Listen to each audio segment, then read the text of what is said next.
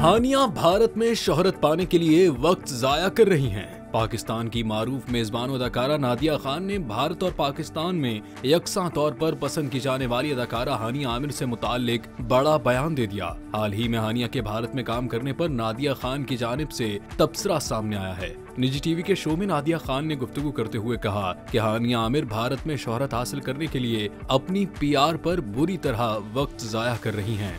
नादिया खान का कहना था कि आप सब जानते ही हैं, माजी में पाकिस्तानी फनकारों के साथ भारत में क्या हो चुका है। अब भारत में हानिया की फिल्म मुकम्मल होने से कबल ही उस पर पाबंदी लगाने जैसे मुतालबात आना शुरू हो गए हैं। इसी प्रोग्राम के दौरान साथी अदाकारा सादिया इमाम ने भी कहा कि इसका कोई फायदा नहीं है, जबकि अतीका ओढू ने भी नादिया खान की तायीद करते हुए कहा कि यही सज्जल के साथ भी हुआ और वो एक फिल्म करके वापस पाकिस्तान आ गई। नादिया खान ने मजीद कहा कि मेरा कहना है कि हानिया आमिर भी वहाँ इतना वक्त ना लगाएं तो अच्छा है। उन्होंने कहा कि हानिया आमिर को भारत में मेहनत और वक्त जाया करने के बजाय कहीं और वक्त लगाना चाहिए। उन्हें पाकिस्तान में ही रहकर काम करना चाहिए, जहां उन्हें बेहद पसंद किया जाता है और पाकिस्तान में ही उनके असली मद्दाह मौजूद हैं।